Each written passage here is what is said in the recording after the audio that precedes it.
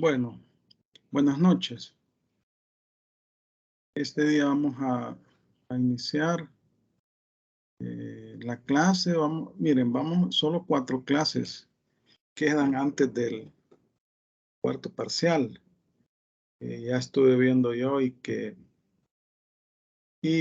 con bueno, el Día de la Madre cae, quiero ver, en 2 semanas y cae martes y es Día de Asueto Nacional. Entonces, solo son 4 clases. En esas clases vamos a ver los cuasicontratos, los delitos y cuasidelitos. Entonces, yo les voy a dejar una tarea como nota formativa para este cuarto parcial. Y la defensa de esa tarea va a ser la nota formativa para el quinto parcial. Entonces, yo les voy a preparar la guía y se los voy a enviar este fin de semana para que ustedes elaboren el trabajo. La entrega de ese trabajo va a valer 40% para la cuarta unidad. Y la defensa, que va a consistir en una exposición de 12 a 15 minutos, va a corresponder al 40% de la otra nota formativa de del quinto parcial. Porque como ya en realidad son pocas las clases las que quedan, ¿verdad? Y hay que hacer una nota formativa siempre, que vale el 40%, y que es una nota grupal, ¿verdad? Entonces lo vamos a hacer así para que pues se ganen 40% en el cuarto parcial y 40% en el quinto parcial, que ahí van a hacer la defensa de ese trabajo. Entonces así vamos a hacer porque ya el tiempo es poco, ¿no? Básicamente, después de esta semana, solo quedan 2 semanas antes del parcial. Equivaldrían a 5 clases, pero como una de esas clases va a caer 10 de mayo, Día de la Madre, es un día de asueto nacional, ¿no? Entonces, eso vamos a hacer. Yo les voy a preparar la guía y se las envío a más tardar el día lunes, ¿no? Para que ustedes comiencen a trabajar y así vamos a ganar las notas, las 2 notas formativas que faltarían para el cuarto y quinto parcial. Las notas, mañana les voy a subir las notas del trabajo para que ustedes revisen ahí cómo les va a ir quedando, y las tengo que subir a más tardar el lunes, pero voy a ver si las subo el domingo. Así que, pero mañana en el transcurso de la tarde, ¿va? Porque en la mañana no puedo. Mañana en transcurso de la noche, por decirlo así, voy a subirle las notas de los trabajos en el aula virtual para que ustedes vean ahí el promedio que les va a quedar el parcial y el trabajo. Lo revisen el sábado y luego el domingo yo lo voy a subir. Ya voy a subir al portal ya las notas promediadas. Así que desde ya les informo porque ya terminé la calificación de los trabajos, pero tengo que subir las notas, ¿no? Y como, pues sí, hay que tener tiempo para subir notas porque hay que hacerlo con cuidado. Son más de 100 alumnos ustedes. Entonces hay que tener mucho cuidado, y las personas que pues por X o Y razón tengan algún problema que no me aparecen en el sistema a la hora de calificar, ¿verdad?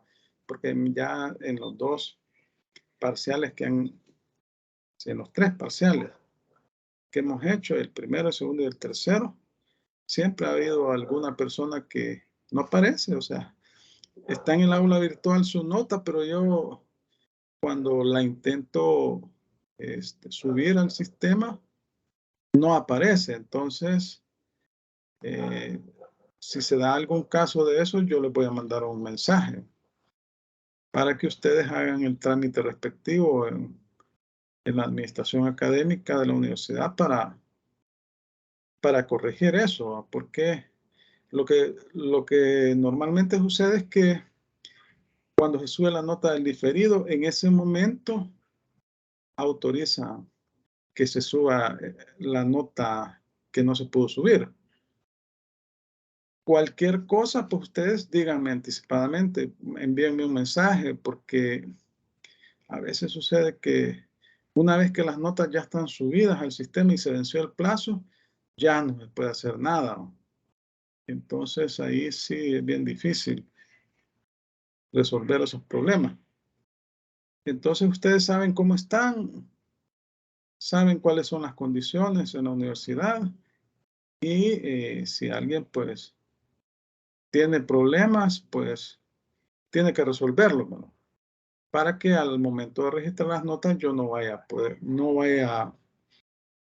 a tener problemas de registro, porque ahí pues, si no me aparece el nombre, ¿y cómo voy a hacer? No se puede, ¿va? Aunque uno quiera.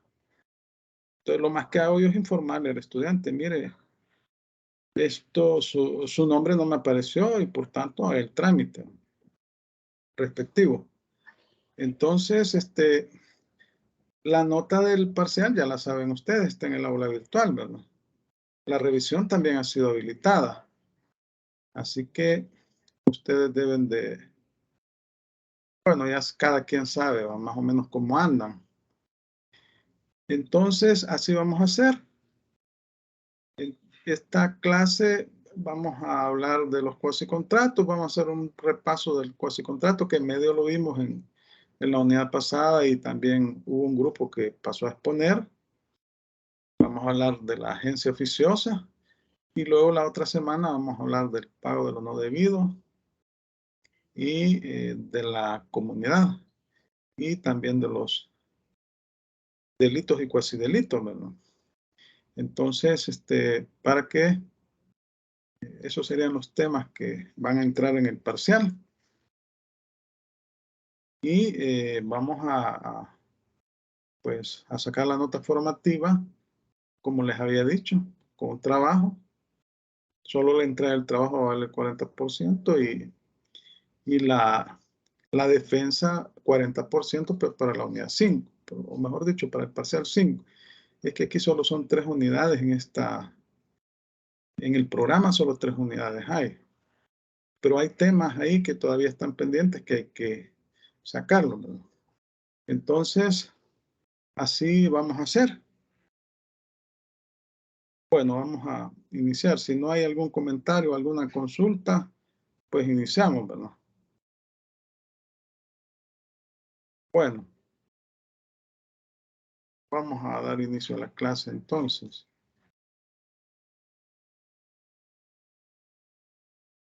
Bueno, de este tema de los cuasicontratos, en la unidad anterior, o sea, antes del tercer parcial, lo tocamos, lo platicamos, ¿verdad? Lo vamos a repasar ahora antes de entrar a lo que es la agencia oficiosa. Y quiero ver, aquí tengo el Código Civil también. Sí, aquí lo tengo. Vamos a platicar sobre esta temática. Bueno, las disposiciones que regulan lo que son los cuasicontratos en el Código Civil nuestro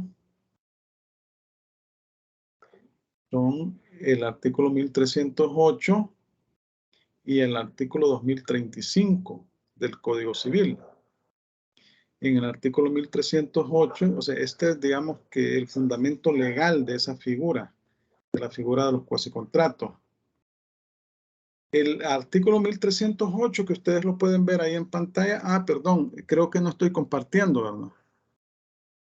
No estoy compartiendo, pero nadie me dice nada. Vamos a ver. Lick todavía no está compartiendo. Sí, si yo no les digo, nadie me dice nada. Hoy sí, ¿verdad? Sí, ¿verdad? Sí, hoy sí ya se ve. Vaya. Y a mí se me olvida a veces. Y si no me acuerdan, ahí es donde ustedes deben de estar atentos. Si ven que no estoy grabando la clase, señálenme que debo grabar la clase. Si ven que no estoy presentando, porque a veces se ha dado que yo comienzo a hablar y en tributario, por ejemplo, comencé a hablar y hablar y hablar y hablar y nadie me decía nada. Ya a mediados de la clase me dijeron, mire, no se ve la presentación. Ay, Dios. O sea que también el estudiante tiene que ser proactivo. Vaya, entonces ahí ustedes pueden ver dos disposiciones legales que son el fundamento legal, valga la redundancia, en el Código Civil salvadoreño, de lo que son los cuasicontratos. El artículo 1308 y el artículo 2035.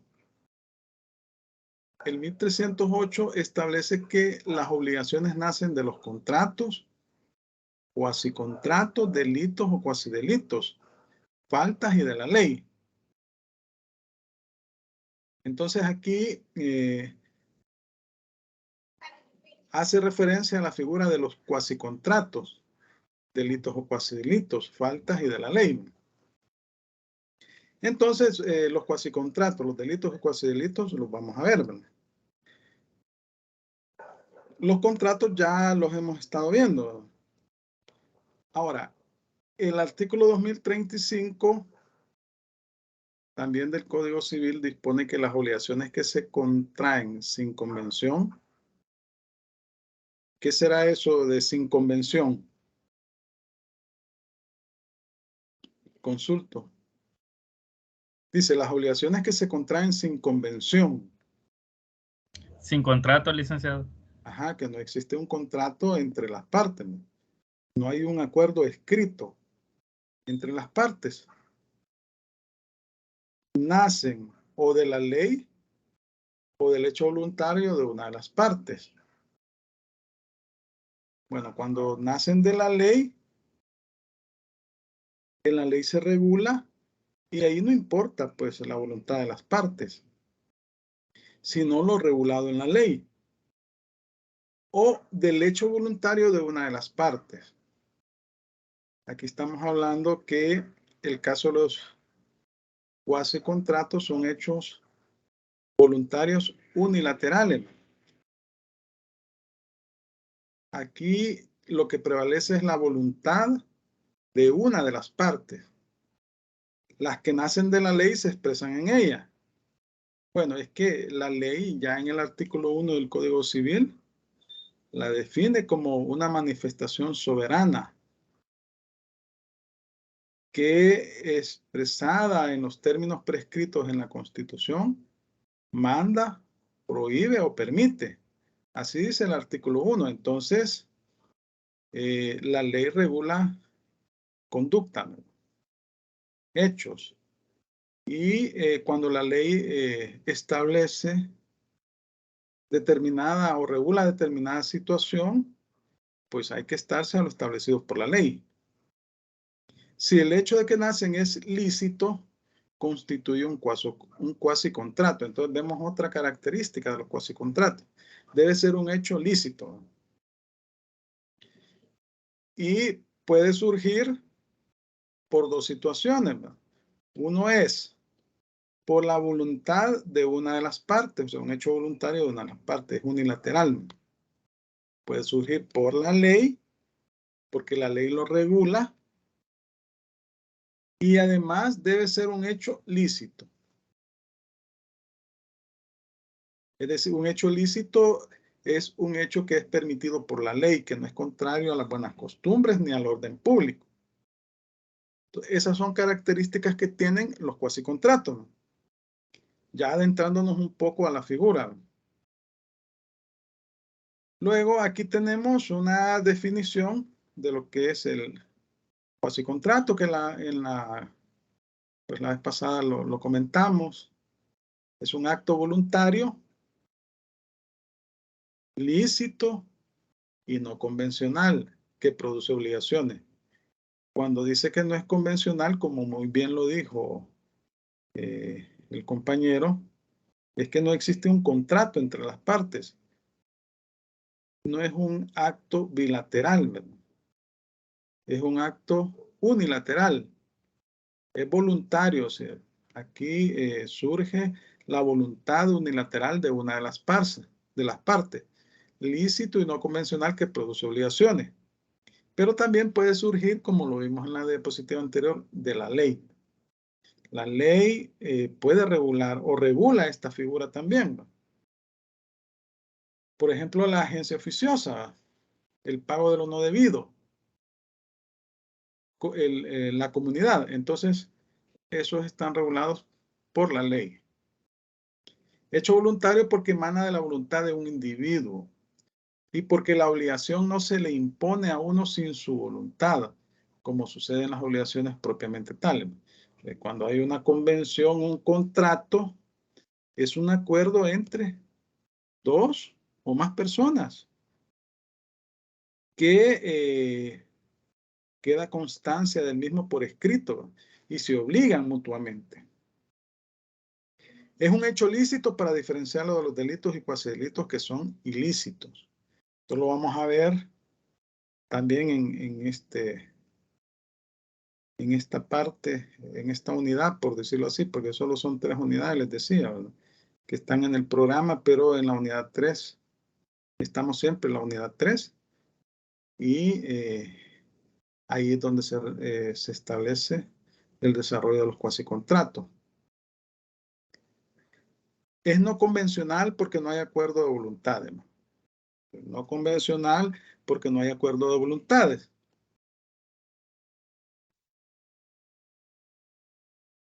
Y en esta diapositiva ustedes pueden ver un poco de historia, ¿verdad?, del origen de esta figura. Lo que muchos autores o doctrinarios han establecido sobre el origen de la misma. Y el origen del cuasicontrato se da históricamente en el derecho romano. Es ahí donde surge la figura como tal. Entonces, los romanos lo reconocieron como fuente de las obligaciones, pero ellos no regularon en forma precisa esta figura, pero sí le dieron validez. Entonces, bueno, el derecho romano es el origen de la figura y de ahí se retomó en los textos modernos de los códigos civiles esta figura y se reguló. Nuestro código civil, bueno, es una copia del código civil chileno. El código civil chileno es una copia del código civil de Napoleón, ¿verdad?, de Francia. Entonces, pues se daban situaciones en las cuales no existía un acuerdo de voluntades entre las partes, es decir, no existía un contrato, pero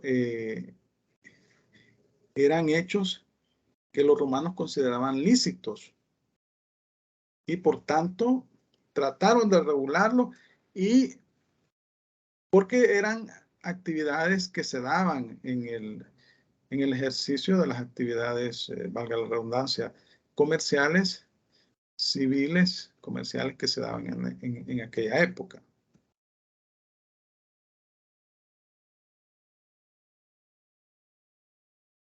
Entonces tenemos la diferencia entre un contrato y un cuasicontrato. Y como decimos, que el contrato es un acuerdo de voluntades entre dos o más personas.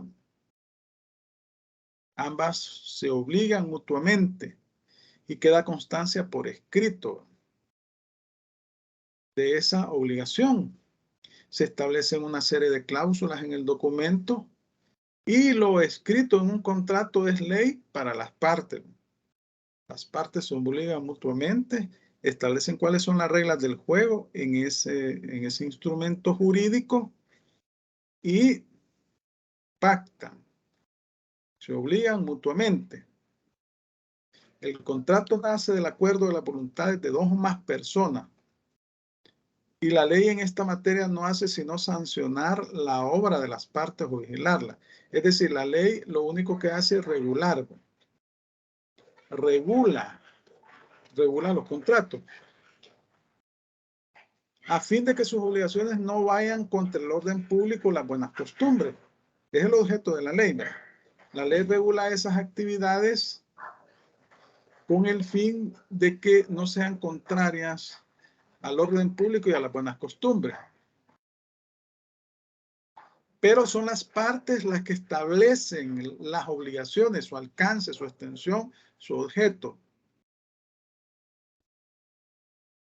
En cambio, en el cuasicontrato no hay acuerdo de voluntad. Es unilateral. Este acuerdo queda excluido. No hay sino la voluntad de una sola persona. Porque lo que engendra la obligación en este es el hecho ejecutado por un individuo que tiene por disposición de la ley la virtud de obligar a esta persona que ha ejecutado el hecho. Entonces acá estamos hablando de una voluntad individual de un sujeto. Y aquí hablamos que como está regulado por la ley, este sujeto se obliga para con un tercero. Entonces, ¿cuál es la diferencia entre un contrato y un cuasicontrato? Bueno, el contrato nace del acuerdo de dos o más personas, o sea, de la voluntad expresada entre dos o más sujetos. En cambio, el cuasicontrato no existe ese acuerdo de voluntades. Hay una voluntad de una sola persona que por disposición de ley contrae una obligación. Entonces, esa es la diferencia entre un contrato y un cuasicontrato. El contrato está regulado en la ley establece los requisitos que debe cumplir, regula el contrato con el fin de que no sea contrario al orden público y las buenas costumbres. Ahora bien, también el cuasicontrato es regulado por la ley. También lo regula la ley, pero en este caso no, la voluntad de las partes no existe, sino la voluntad de un solo individuo, de un solo sujeto, que se obliga para con un tercero.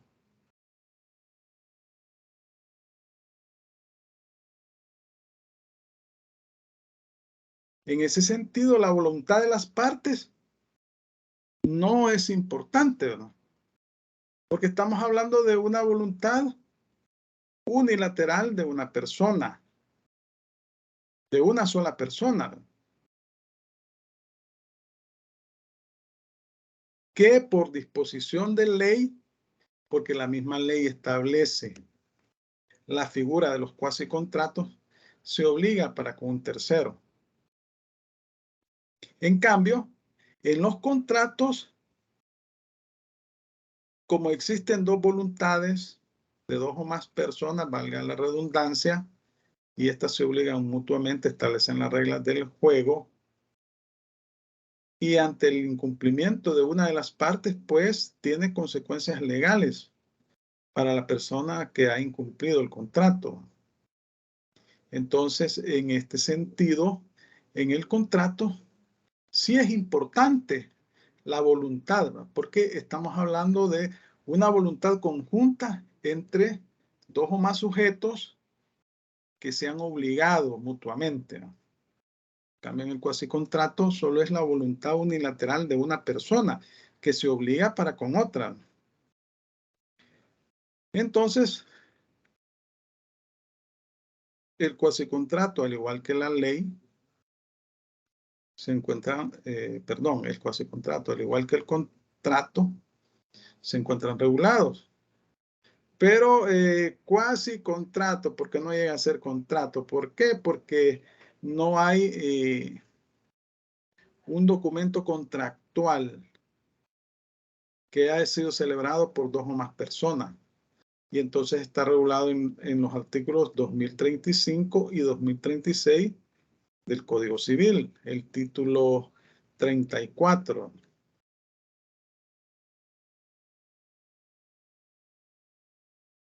Entonces aquí vemos el artículo 2035 que se encuentra ubicado en el título 34 y se denomina de los cuasi contratos y establece el artículo 2035, ahí lo tienen en pantalla. Las obligaciones que se contraen sin convención nacen o de la ley o del hecho voluntario de una de las partes. Las que nacen de la ley se expresan en ella. Si el hecho de que nacen es lícito, constituye un cuasi contrato. Si el hecho es ilícito y cometido con intención de dañar, constituye un delito o una falta. Si el hecho es culpable pero cometido sin intención de dañar, constituye un cuasi delito. En este título se trata solamente de los cuasi contratos que nacen del hecho voluntario de una de las partes. En el artículo 2036 se establece que hay tres principales cuasi contratos: la agencia oficiosa, el pago de lo no debido y la comunidad. Esos son los tres contratos o cuasi contratos que están regulados en forma específica en el Código Civil. La agencia oficiosa, el pago de lo no debido y la comunidad.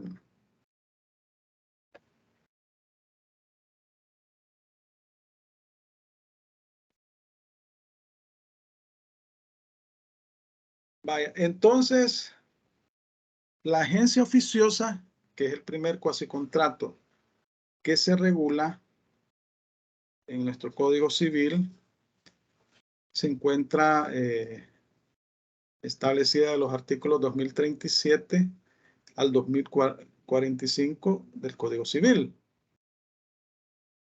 Y bueno, ¿y en qué consiste la agencia oficiosa? Pues, en términos sencillos, es un mandato sin contrato, es decir, una persona administra los negocios de un tercero sin existir un vínculo contractual, sin existir un contrato de mandato. Entonces, así se establece la definición: consiste en administrar los negocios de alguna persona sin su mandato, con cuyo hecho se obliga para con esta y la obliga en ciertos casos. Entonces, como la característica de los cuasi contratos es que existe una voluntad unilateral y no bilateral, entonces una persona, que generalmente se denomina gerente, administra los negocios de otra persona, de un tercero, pero no existe un vínculo contractual entre ambos.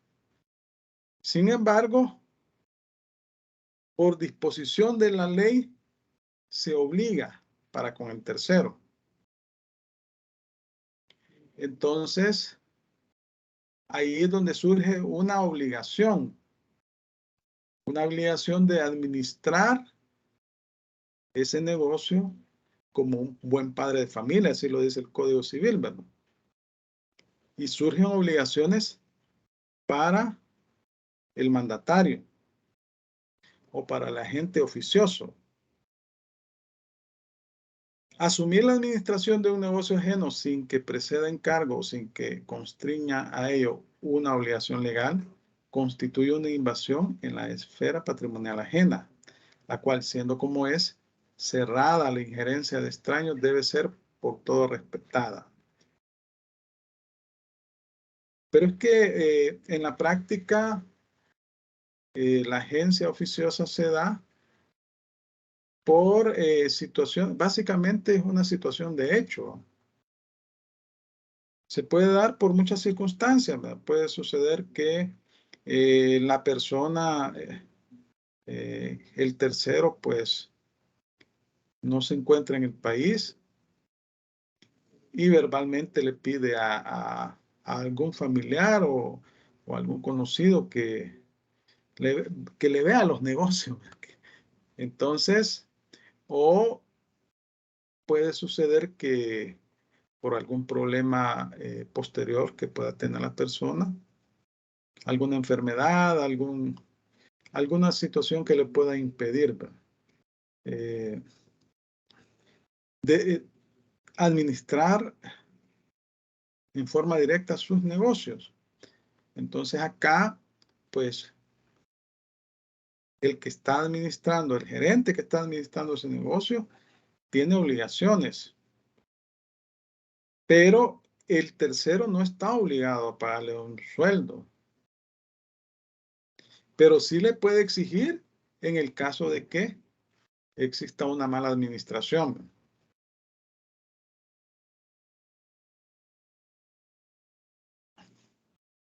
El ordenamiento jurídico no puede ni debe prohibir la intervención de terceros ajenos cuando ésta sea hecha en ventaja de un patrimonio desprovisto de administración y expuesto por ello a indudables peligros. Como les digo, puede ser un familiar, puede ser un conocido de la persona que es titular de ese patrimonio. Cierto que hay una injerencia ilícita, pero también la hay benéfica y por tanto lícita, caracterizada por el espíritu altruista, con que una persona gestiona los asuntos de otra que se halla enferma, ausente, enajenada mental o en cualquier otra circunstancia que le impide actuar. Y pareciera que esta situación no se da, ¿verdad? Pero sí es que es bien común en la práctica. Es bien común. Sobre todo en el caso de negocios que son informales, en la actividad informal, ¿verdad?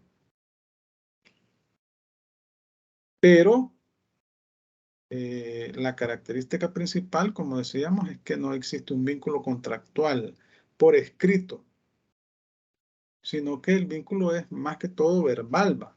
Porque tampoco usted no se va a poner a administrar o a ejercer administración de un negocio sin que medie una autorización por lo menos verbal, ¿verdad? Entre el titular de ese negocio. O sea, tiene que permitirle, pues, porque ¿cómo va a llegar una persona, un particular, a administrar un negocio sin la autorización del titular del mismo? No se puede. Aquí lo que sucede es que no existe un vínculo contractual por escrito, ¿sí? No existe un mandato, no existe un contrato de mandato.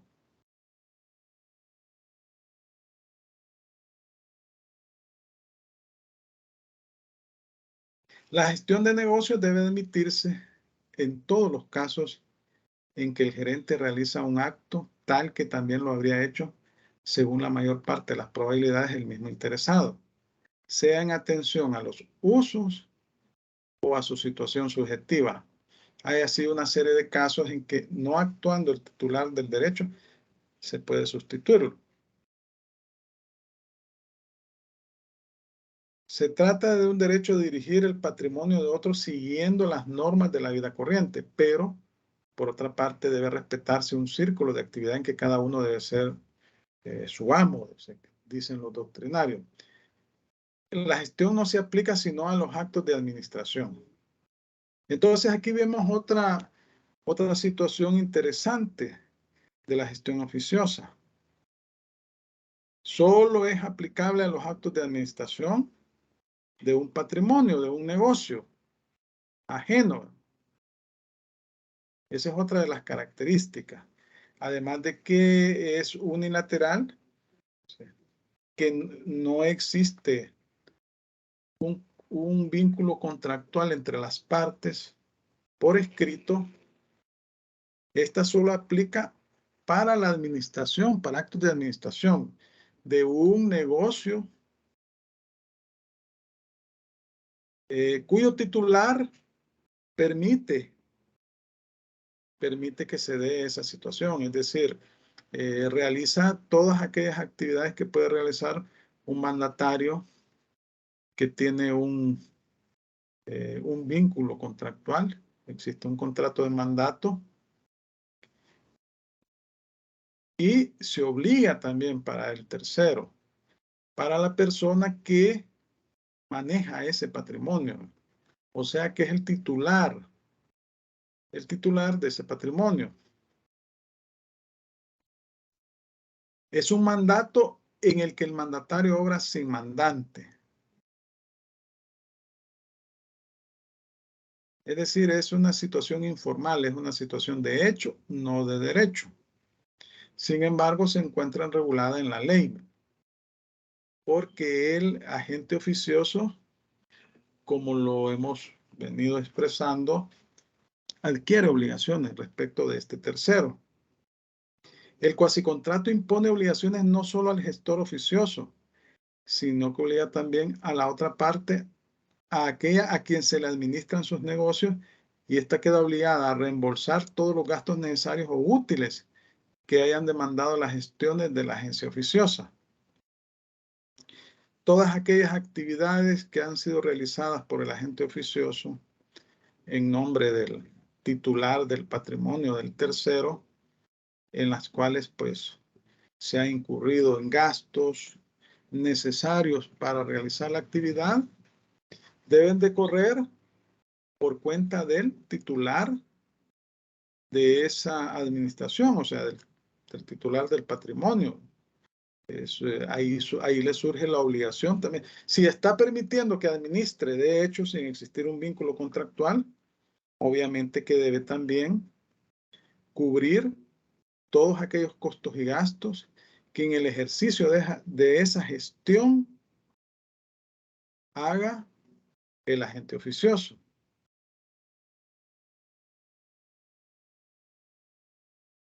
¿Qué puede hacer en sí el gestor y qué no?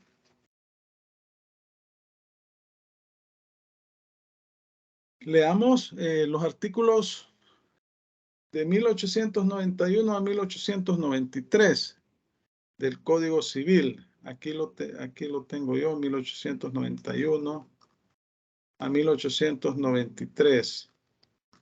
Vaya, aquí lo tienen, háganme el favor de leerlo.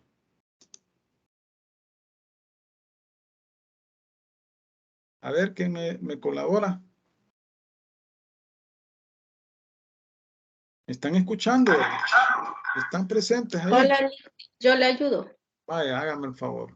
Artículo 1891. El mandatario se ceñirá rigurosamente a los términos del mandato fuera de los casos en que las leyes le autoricen para obrar de otro modo. Vaya, el 1892. Artículo 1892. El mandato no confiere naturalmente al mandatario más que el poder de efectuar los actos de administración, como son pagar las deudas y cobrar los créditos del mandante, perteneciendo unos y otros al giro administrativo ordinario, perseguir en juicio a los deudores, intentar las acciones que posesorías e interrumpir las prescripciones en los tocante a dicho giro, contratar las reparaciones de las cosas, administrar y comprar los materiales necesarios para el cultivo o beneficio de las tierras, minas, fábricas u otros objetos de industria que se le hayan encomendado. Para todos los actos que salgan de estos límites necesitará de poder especial. Ajá, ¿y el 1893? Artículo 1893. Cuando se da al mandatario la facultad de obrar del modo que más conveniente le parezca o se le concede la libre administración, no por eso se entenderá autorizado para alterar la sustancia del mandato ni para los actos que exigen poderes o cláusulas especiales. Entonces, no obstante que la agencia oficiosa es un mandato sin contrato, Son aplicables a la misma las disposiciones que se acaban de leer, artículo 1891 a 1893, en donde establece cuáles son los límites y que son esas disposiciones están ubicadas en el contrato de mandato, en donde se establece cuáles son los límites del mandato para el mandatario, es decir, que solo está obligado a realizar aquellas actividades que se encuentran establecidas en el contrato, en las cláusulas contractuales, salvo en los casos que la ley le pueda facultar para realizar ciertas actividades. Entonces, debe cumplir con lo estipulado en el contrato. Y entonces esas disposiciones legales también son aplicables a la agencia oficiosa. Una persona se ha ausentado de un determinado lugar sin tomar las medidas necesarias para el resguardo de sus intereses, por lo que otra persona, gerente, asume la tarea de resguardar los intereses de la otra persona ausente, sin necesidad de que exista una aprobación por parte de la que se ausenta, la persona que se ausenta. Entonces ahí surgen las obligaciones, ¿no?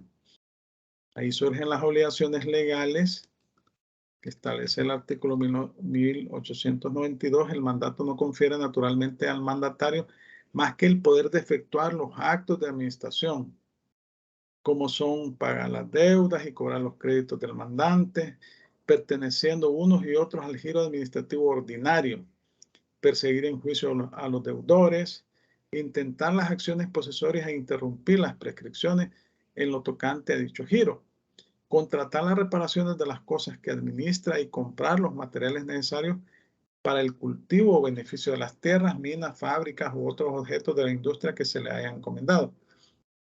Para todos los actos que salgan de estos límites necesitará de un poder especial. Entonces, esto es lo que puede también el agente oficioso.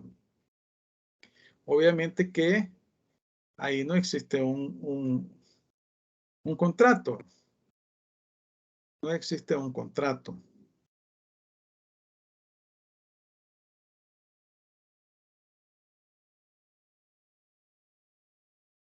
Aquí también vemos otras disposiciones, ¿verdad?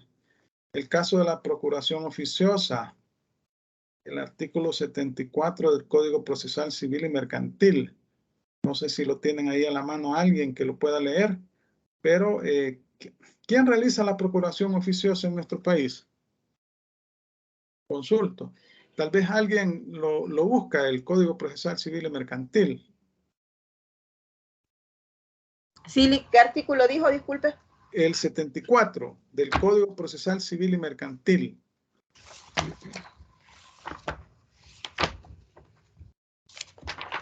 Aquí lo tengo, el artículo 74.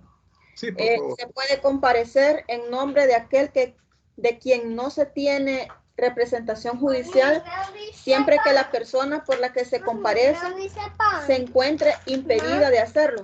Espérenme. Por sí misma, estuviere ausente del país, tenga razones de fundamento, temor o amenaza, o cuando se trate de una situación de emergencia o de inminente peligro o hay alguna causa análoga y se desconociera la existencia de la representante con el poder suficiente.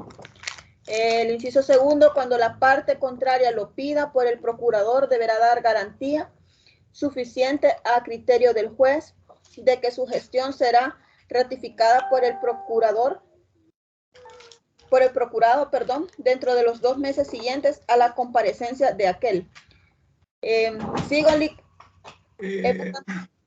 bueno, eso nada más. Bye. Gracias.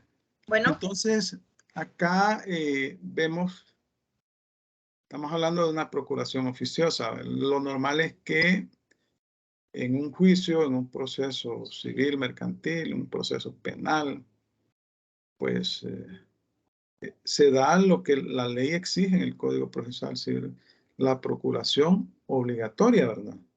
Es decir, que usted contrata los servicios profesionales de un abogado y elaboran un contrato demandante. bueno, es el procurador, es el representante, ¿verdad?, en el juicio del cliente. Entonces elaboran un contrato y este contrato lo presenta en el tribunal para, bueno, establecer que es que está autorizado por la otra parte, que está actuando en representación de su cliente.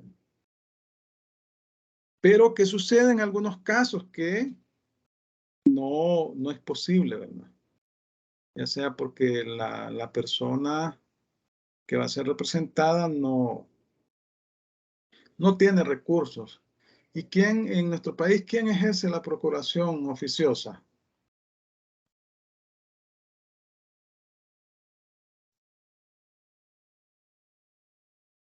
A ver, ¿quién la ejerce?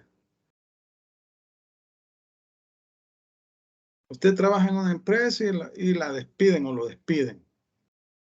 Pero usted no tiene dinero para pagar un abogado. No es la Procuraduría. La Procuraduría General de la República. Bueno, cada vez que hay cambios de gobierno, las alcaldías municipales, cuando hay cambios de consejos municipales, el nuevo consejo municipal despide a medio mundo. Despiden a un montón de personas, ¿verdad? Y las personas asalariadas generalmente viven de su salario. Entonces, no tienen capacidad económica como para pagar un abogado. A veces sucede que existen organizaciones, ONGs, ¿verdad?, que FESPAD, otras organizaciones de esa naturaleza, de utilidad pública, que prestan estos servicios, es decir, no le cobran a las personas de escasos recursos, ¿no? Pero siempre elaboran un contrato, un poder, ¿verdad?, y lo presentan al tribunal. Pero en el caso de la Procuraduría General de la República, ahí no se requiere un poder. Es una procuración de oficio. En esos casos, lo único que debe demostrar el procurador es que es un auxiliar de la Procuraduría General de la República. Y pues ahí no hay ningún problema, ahí no existe ningún contrato, eso es una procuración oficiosa. Entonces, en estos casos no existe una representación judicial, ¿verdad? No existe un apoderado legal, ¿verdad? Entonces, lo que existe es una agencia oficiosa, le otorga al procurador las mismas facultades que tiene un procurador con mandato, pero no podrá efectuar las especiales del mandato, que sería renunciar, conciliación, transacción, ¿verdad? Bueno, a menos que exista autorización de la persona que está siendo representada, ¿verdad?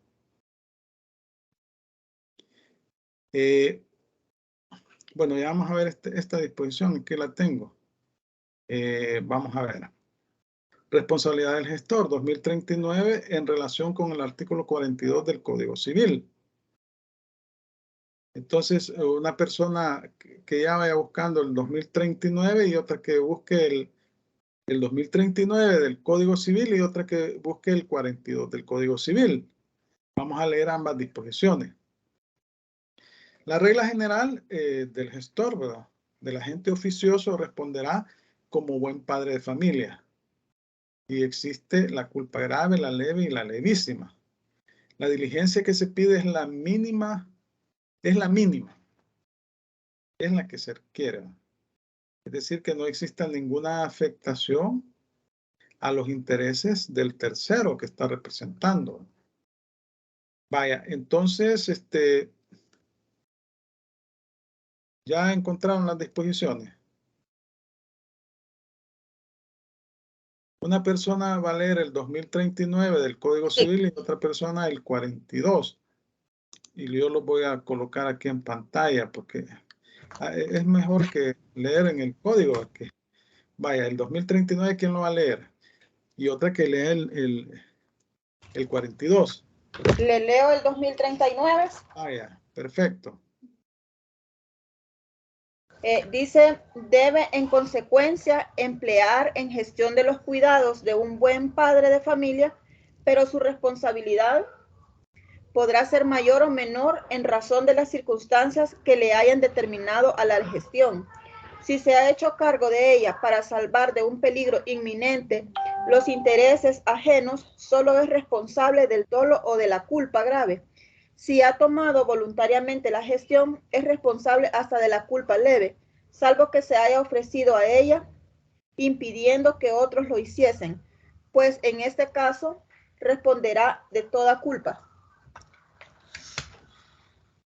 Vaya, entonces el 2039 establece que debe en consecuencia emplear en la gestión los cuidados de un buen padre de familia, pero su responsabilidad podrá ser mayor o menor en razón de las circunstancias que le hayan determinado a la gestión.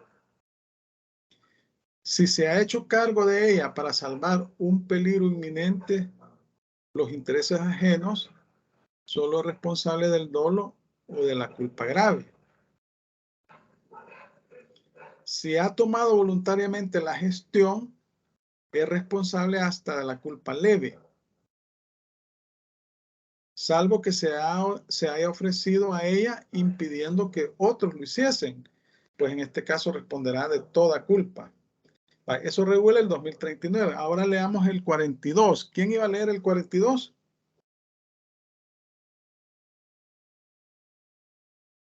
Yo lo tengo a la mano, si gusta. Vaya, léalo pues. Dice, la ley distingue tres especies de culpa o descuido. La culpa grave, negligencia grave, culpa lata, es la que consiste en no manejar los negocios ajenos con aquel cuidado que aún las personas negligentes y de poca prudencia suelen emplear en sus negocios propios. Esta culpa es materia civil, equivale al dolo. Culpa leve, descuido ligero, es la falta de aquella diligencia y descuido que los hombres emplean ordinariamente en sus negocios propios. Culpa o descuido sin otra calificación significa culpa o descuido leve. Esta especie de culpa se opone a la diligencia o cuidado ordinario o mediano. El que debe administrar un negocio como un buen padre de familia es responsable de esta especie de culpa. Culpa o descuido levísimo es falta de aquella esmerada diligencia de un hombre juicioso emplea en administración de sus negocios importantes. Esta especie de culpa se opone a la suma diligencia o cuidado. El dolo consiste en la intención positiva de inferir injuria a la persona o propiedad de otro. Entonces, esta disposición está regulando las tres especies de culpa o descuido. La culpa grave, la culpa leve y la culpa levísima. Entonces, en el caso de la culpa grave, la denomina también negligencia grave, culpa lata, es la que consiste en no manejar los negocios ajenos con aquel cuidado que aún las personas negligentes y de poca prudencia suelen emplear en sus negocios propios. Esta culpa en materia civil equivale al dolo. Estamos hablando del dolo implica mala intención. Entonces es la más grave, ¿verdad? La culpa leve, que estamos hablando de negligencia, ¿verdad? Descuido leve, descuido ligero es la falta de aquella diligencia y cuidado que los hombres emplean ordinariamente en sus negocios propios. Culpa o descuido sin otra calificación significa culpa o descuido leve. Esta especie de culpa se opone a la diligencia, cuidado ordinario o mediano. El que debe administrar un negocio como un buen padre de familia es responsable de esta especie de culpa. Entonces aquí estamos hablando de negligencia. La culpa grave es culpa dolosa, o sea, existe una mala intención. La culpa leve, lo que existe es una negligencia, un descuido en la administración, ¿verdad? Estamos hablando aquí de la agencia oficiosa. Y la culpa o descuido levísimo es la falta de aquella esmerada diligencia que un hombre juicioso emplea en la administración de sus negocios importantes. Esta especie de culpa se opone a la suma diligencia o cuidado Entonces, esta es la más leve de las culpas. Vaya. Y aquí vemos, aplicándolo a la agencia oficiosa, ¿cuál es la responsabilidad del gestor? El primer caso, salvar de un peligro inminente, culpa grave. Así lo dice acá, el 2039. Si se ha hecho cargo de ella para salvar de un peligro inminente los intereses ajenos, solo es responsable del dolo o de la culpa grave. Si se ha tomado voluntariamente la gestión, es culpa leve. Así lo establece, ¿verdad?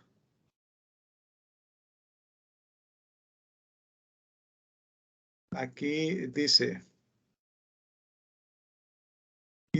y si ha tomado voluntariamente la gestión, es responsable hasta la culpa leve. Si se ha tomado voluntariamente impidiendo que otros lo hiciesen, es culpa levísima.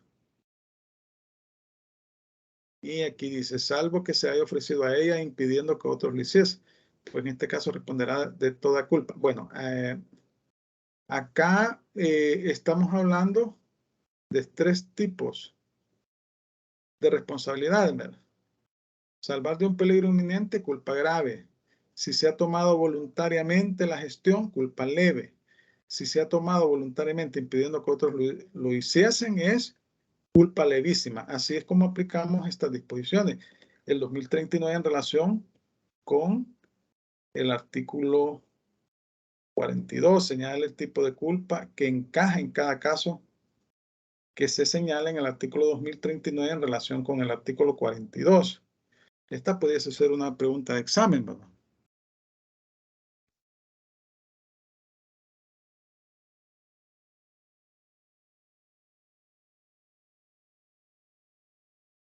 Vaya, los requisitos de la agencia oficiosa. Primero, intervención momentánea de la persona. Artículo 2037. ¿Cuál es la obligación del interesado con el gestor? Reconocer expensas útiles y necesarias. ¿Qué sucede si hay prohibición y aún así hace el negocio? Vale, leamos el artículo 2037.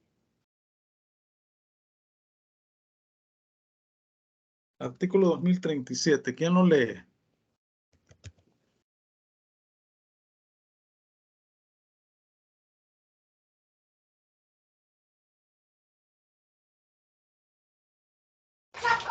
Vaya, se lo puedo leer yo. Vaya, hágame un favor. Artículo 2037, la agencia oficiosa o gestión de negocios ajenos, llamadas comúnmente gestión de negocios, es cuasicontrato por el cual el que administra, sin mandato los negocios de alguna persona, se obliga para con esta y la obliga en ciertos casos. Ajá. Ese es el 2037. Aquí no me da, vaya, vuélvamelo a leer que no. Bueno, dice la agencia oficiosa o gestión de negocios ajenos, llamada comúnmente gestión de negocios, es un cuasicontrato por el cual el que administra sin mandato los negocios de alguna persona se obliga para con esta y la obliga en ciertos casos. Vaya. Entonces, esa es la agencia oficiosa. Vaya. Solo lo voy a ubicar aquí yo para también estar. Vaya. Es la primera disposición que regula lo que es la agencia oficiosa, ¿verdad? Donde la define.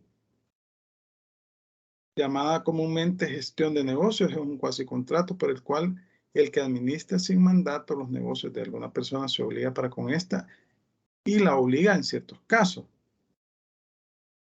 Vaya, entonces,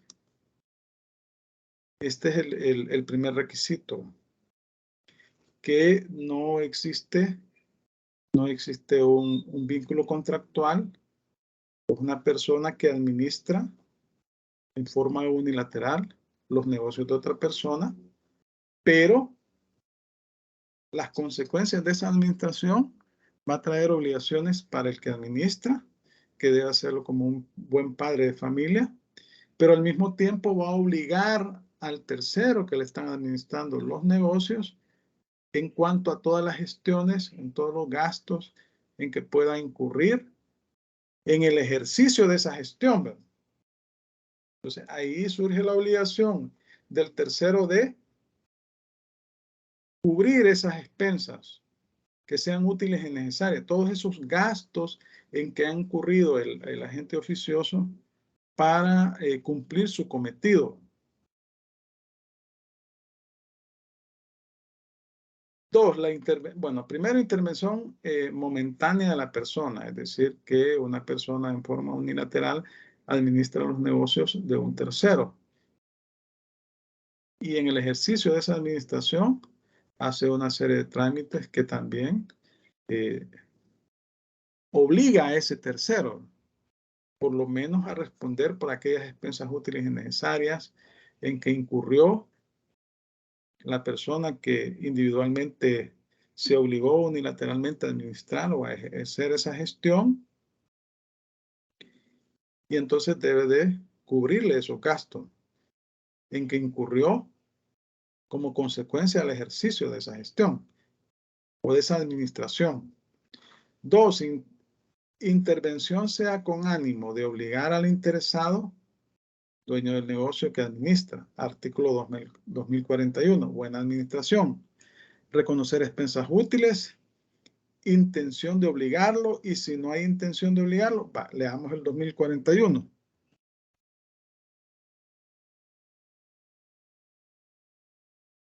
¿Quién lo lee? El artículo 2041 dice, si el negocio ha sido bien administrado, cumplirá el interesado las obligaciones que el gerente ha contraído en la gestión y le reembolsará las expensas útiles o necesarias. El interesado no es obligado a pagar el salario alguno al gerente. Si el negocio ha sido mal administrado, el gerente es responsable de los perjuicios. Vaya, entonces vemos aquí en el artículo 2041 que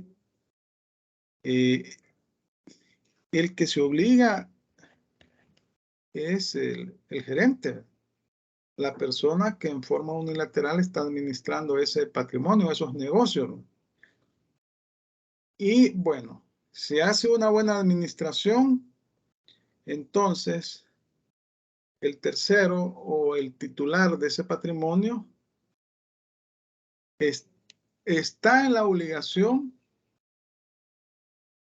de reembolsarle todos aquellos costos y gastos en que incurrió el agente oficioso en la administración de ese negocio, de ese patrimonio.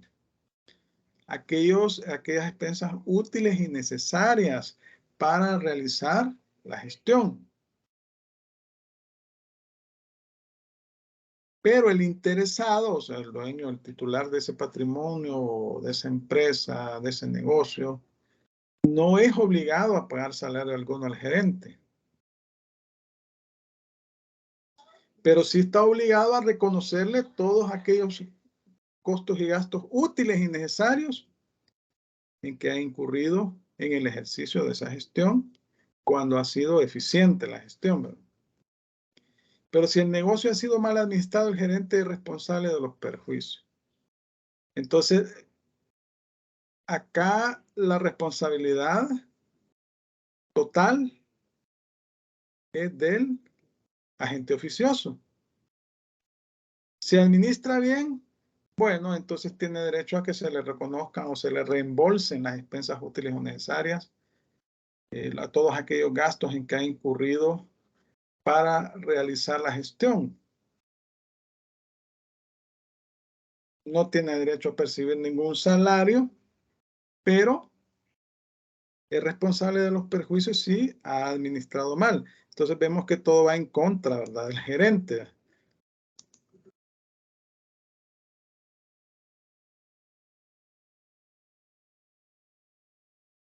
Vaya, vamos a ver. Tercer requisito.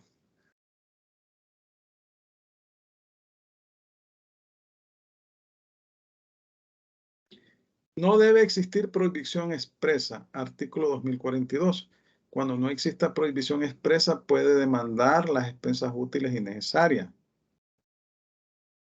Si hay prohibición, el interesado no está obligado a responder si la gestión no fue útil. El beneficio debe estar vigente al presentar la demanda. Vaya, leamos el artículo 2042.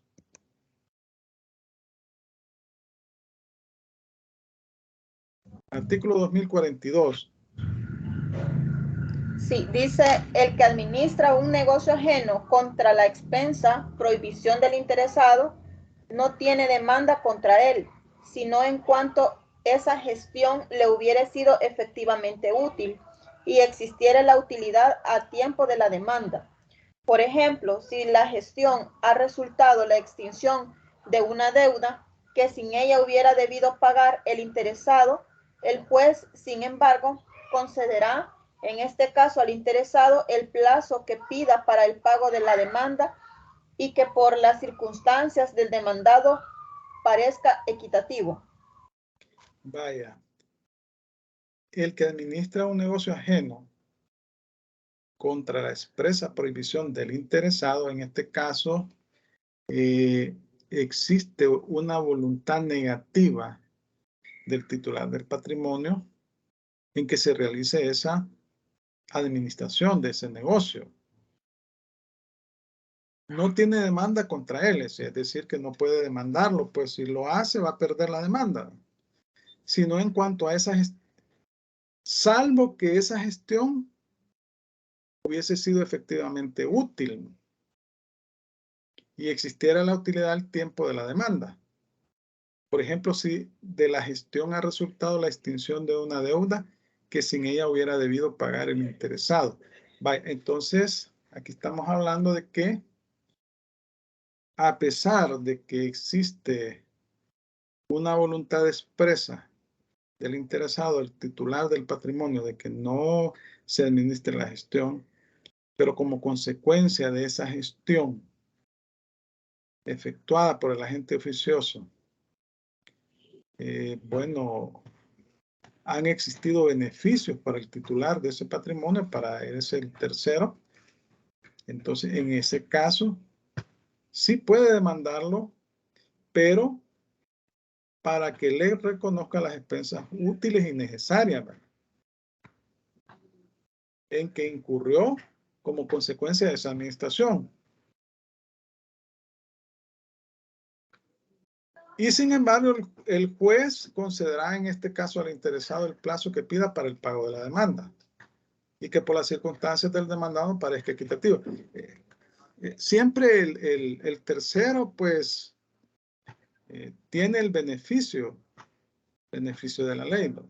En este caso, pues, debe de reconocerle las expensas útiles y necesarias, o sea, todos aquellos gastos en que incurrió en la administración de ese patrimonio y cuando fue una administración eficiente y útil, ¿no?, que le trajo beneficios al interesado, al tercero. Entonces, también aquí, pues, la ley es benevolente, porque como en este caso ha existido una voluntad expresa,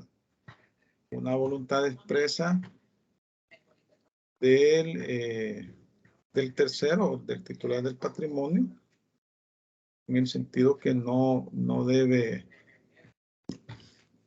bueno, en el sentido que no debió, se opuso a la administración.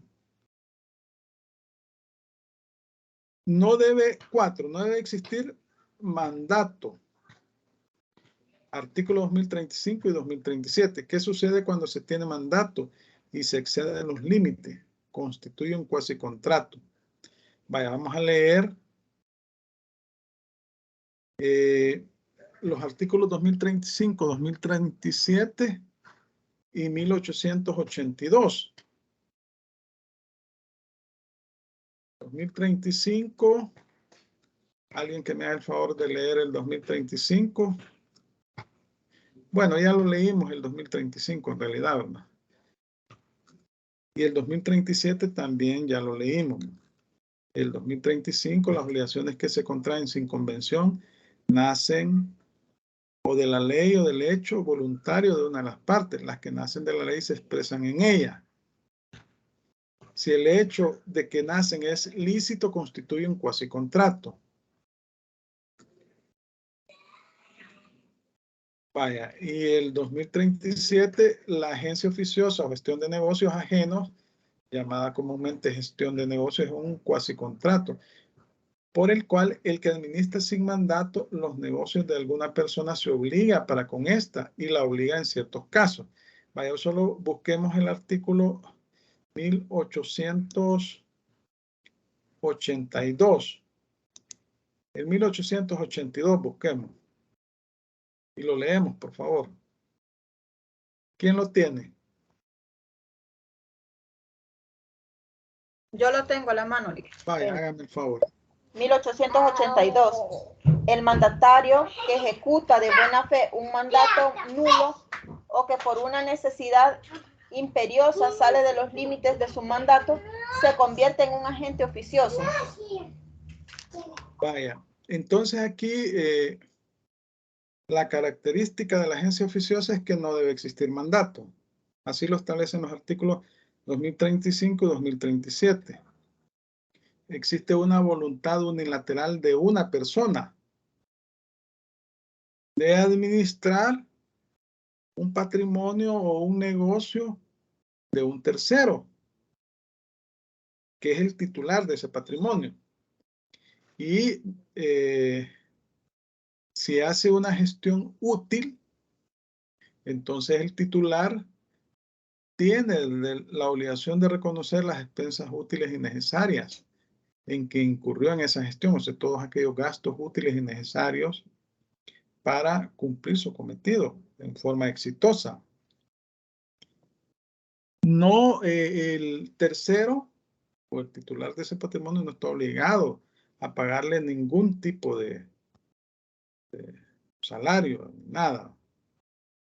Y si hace una mala gestión, el agente oficioso es responsable. Y ahí vemos los tres tipos de responsabilidad que tiene. Culpa grave, culpa leve y culpa levísima. Entonces, en el artículo 1882, que está ubicado en el caso del contrato de mandato, si el mandatario se excede de los que se encuentra estipulado en las cláusulas del contrato, en ese caso, ese mandato se constituye un cuasicontrato. Porque no estaba autorizado contractualmente para realizar esas actividades.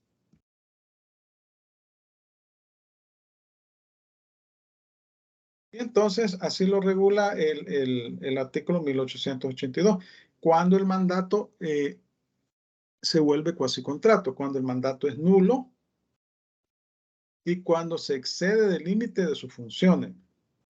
En esos dos casos, así lo señala el artículo 1882,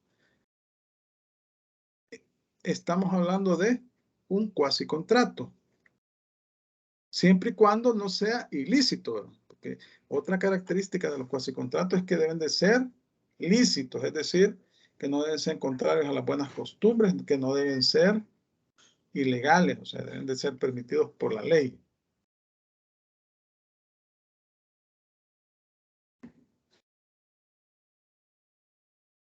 El otro requisito que establece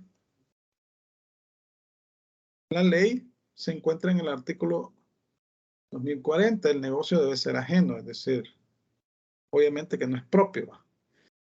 Comprende encargarse de dependencias. Si tiene un negocio principal, también debe administrar todas las dependencias o sucursales. Si toma lo principal, debe ir lo accesorio también. La administración llegará hasta que el interesado nombre a otra persona.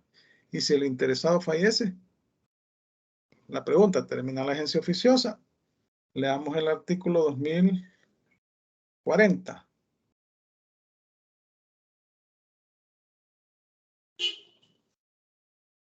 El artículo 2040 dice, debe asimismo encargarse de todas las dependencias del negocio y continuar en la gestión hasta que el interesado pueda tomarla o encargarla a otro. Si el interesado fallece, deberá continuar en la gestión hasta que los herederos dispongan. Vaya, entonces ahí está la respuesta a la pregunta, ¿verdad?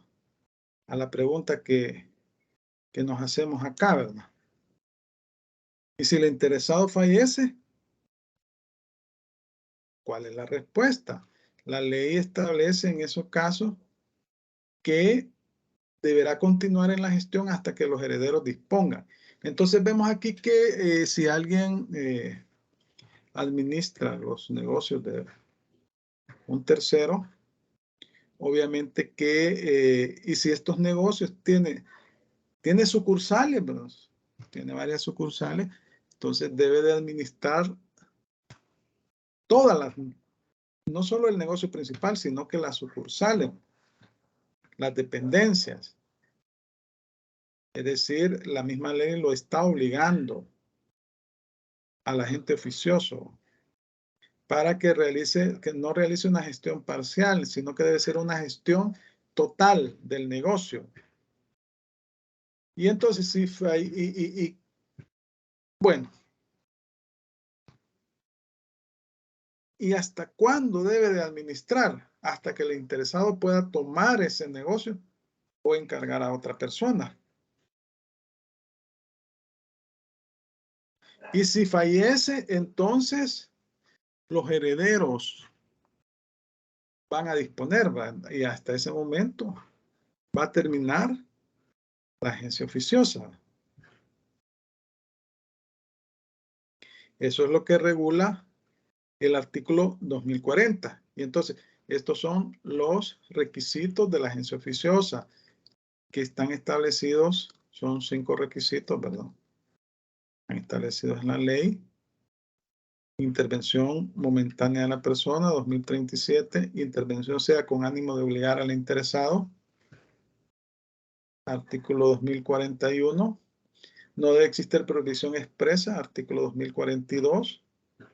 No debe existir mandato, artículo 2035 y 2037. Y el negocio ajeno, o sea, comprende la administración, no solo del negocio principal, sino que también de las dependencias o de los de las sucursales que pueda tener, ¿verdad? Entonces, si toma lo principal, debe ir lo accesorio también. La administración llegará hasta que el interesado nombre a otra persona y si éste fallece, hasta que los herederos del interesado dispongan. Esa es la regla que establece. La gestión oficiosa no termina con la muerte del interesado, siendo esta una diferencia con el mandato. La administración de su gestión terminará cuando se le sustituya. Entonces aquí tenemos otra gran diferencia con el mandato. Si el mandatario fallece, termina el mandato porque ya no existe como existe un contrato, un vínculo contractual entre dos personas, ¿verdad? Si fallece una persona, si fallece una de las dos personas, en el caso del mandato, del contrato de mandato, termina también el mandato. Pero en el caso de la agencia oficiosa, no. Esta va a terminar hasta que los herederos decidan sustituir al agente oficioso. Es otra diferencia que también podría ser pregunta de examen. ¿Quién lo sustituye? El heredero únicamente deberá hacerse presente al negocio y ahí terminará la administración de la gestión oficiosa. Sí, si los herederos llegan y deciden tomar la administración del negocio, hasta ese momento termina la gestión oficiosa, salvo que pues decidan vincularse contractualmente con el agente oficioso. Entonces ya no sería una agencia oficiosa, sino sería un contrato de mandato. Lick, disculpe, el mismo agente oficioso es el gerente, entonces. Sí. Bueno, es que la figura jurídica es agencia oficiosa. Ya al individualizar a los sujetos que intervienen, pues estamos hablando del gerente y estamos hablando del tercero, ¿va? Que es el titular del patrimonio. O sea, esas son los dos actores o las dos personas o los dos sujetos que intervienen en lo que es la agencia oficiosa. El agente oficioso o gerente, la persona que materialmente realiza la administración de un negocio de un tercero, y el tercero, que es el titular de ese patrimonio o de ese negocio. Bueno, leímos el artículo 2040. Vaya, hoy vamos a leer el artículo 2043 y el artículo 1322. Una persona que me haga el favor de leer el 2043 y otra persona que me haga el favor de leer el 1322. Licenciado, yo tengo una pregunta antes de ¿Sí? seguir con usted decía, ¿verdad?, de que la agencia oficiosa era como un requisito, pues el consentimiento de que una persona le decía a la otra sí, no hacerlo. Yo tengo la duda con respecto a qué pasa, por ejemplo, si el propietario se enferma, lo llevan al hospital o X situación cualquiera. Viene el vecino, por ejemplo, se hace cargo de la granja. Entonces, pero no ha, o sea, el propietario no le ha dicho sí, o sea, hacete cargo de. Es que una de las características de la agencia oficiosa es precisamente que existe solo una voluntad de una de las partes, el que toma el encargo, el que se administra el negocio de un tercero. Obviamente que si usted es el dueño de la granja, ¿verdad?, y ve que alguien le está administrando y no dice nada, está dando un consentimiento tácito, pero no existe nada por escrito. Ahora bien, ahí estamos hablando de casos en los cuales se dan situaciones como la que usted menciona, ¿verdad? Entonces, que la persona cae enferma o tiene algún problema, se va del país de emergencia y otra persona asume la responsabilidad de administrar eso. Ahí se da la agencia oficiosa. Y entonces, la ley lo regula para proteger el patrimonio del tercero, de esa persona, porque el Código Civil protege el derecho de propiedad, ¿verdad? Entonces, en ese caso que usted menciona, se da una agencia oficiosa. O sea, que aquí, como les decía, aquí el consentimiento de las partes no importa, o más bien la voluntad de las partes, ¿verdad?, sino lo que existe es la voluntad de una sola parte, pero la ley lo regula. Vaya, leamos el 2043 y el 1322. Leído, Lick. Sí, por favor. Bueno, dice artículo 2043. El que creyendo hacer su propio negocio hace el de otra persona, tiene derecho para ser reembolsado hasta concurrencia de la utilidad efectiva que hubiera resultado a dicha persona y que existiere al tiempo de la demanda. Vaya, ese es el 2043. El que por error administra un negocio ajeno creyendo que es su propio negocio. Esos casos son bien raros que sucedan en la práctica, ¿verdad? Pero la ley lo regula. En este caso tiene derecho, ¿verdad?, a que se le reembolsen todos aquellos gastos en que incurrió, ¿verdad?, en la administración. Ajá. ¿Y el 1322? dice, los vicios de que pueda adolecer el consentimiento son error, fuerza y dolo. Ajá. Y el error no vicia el consentimiento. Es una falsa apreciación de las cosas. Error en el negocio, un hecho voluntario lo conduce a error. El hecho voluntario es que cree que está realizando su propio negocio. Error, ese negocio es de otra persona. Es la falsa apreciación que se tiene sobre el negocio. Este error es sobre la identidad de las cosas y por regla general el error no vicia el consentimiento.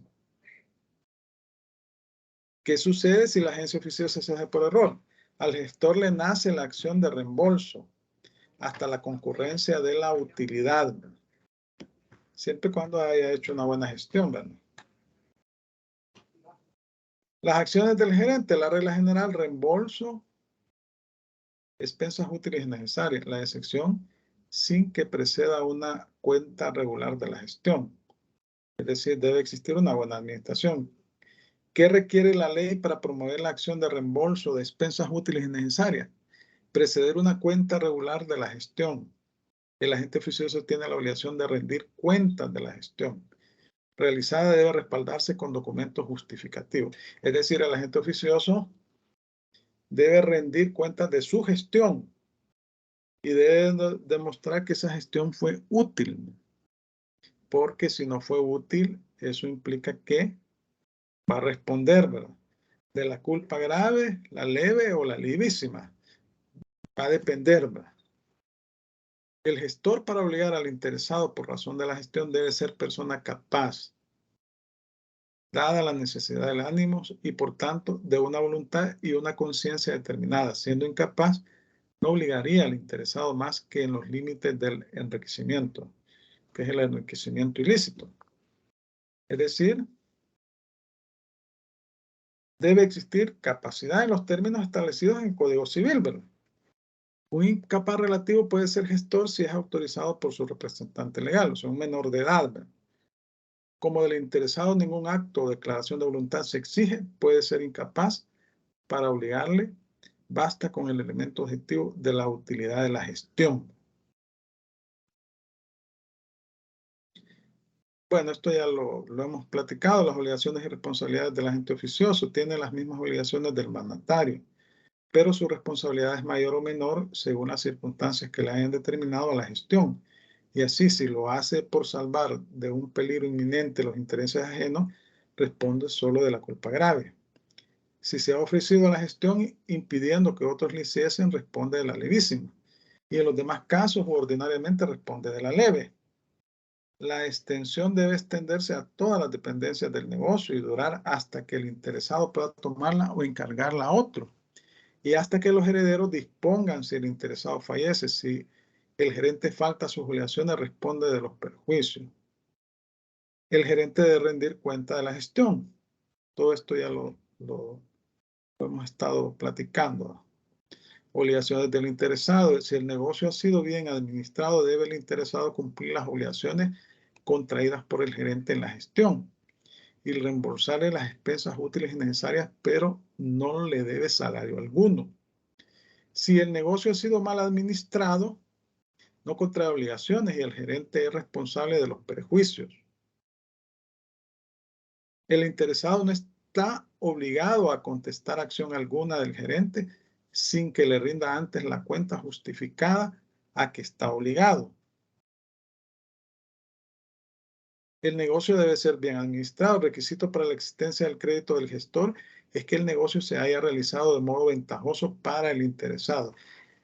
Para resolver si la utilidad de la gestión existe o no, debe atenderse al momento en que tuvo lugar, no al resultado final. Basta pues la utilidad inicial. Aunque después no hubiera ventaja alguna, no se podría decir que la gente gestionó sin provecho para el interesado. Solamente cuando se trate de un negocio malo desde el principio y de dispendios absolutamente inútiles, también cuando fueren hechos, el gestor deberá soportar las consecuencias de su imprudencia o ineptitud. ¿Y cuál es la naturaleza de la gestión de negocios? Es un acto unilateral de voluntad que por derogación a los principios generales produce efectos derogatorios, no solo con respecto al gerente, sino también con relación al interesado. Es un acto jurídico unilateral en su formación y sanalagmático en sus efectos. Bueno, yo creo que ya son las 8:11, ya terminamos básicamente la clase. Vamos a continuar el próximo martes con otros cuasi contratos. Y después vamos a ver también los delitos y los cuasi delitos. Entonces, agradezco su atención. Les reitero que mañana voy a subir las notas de los trabajos para que ustedes vean ahí sus notas promediadas. El sábado revisan y el domingo voy a subir al portal porque el lunes se vence el plazo. Es decir, lo puedo hacer el lunes, pero el domingo voy a estar, lo voy a poder realizar. El lunes es más complicado para mí. Bueno, gracias por su atención. Pasen una feliz noche y un feliz fin de semana. Nos vemos el próximo martes.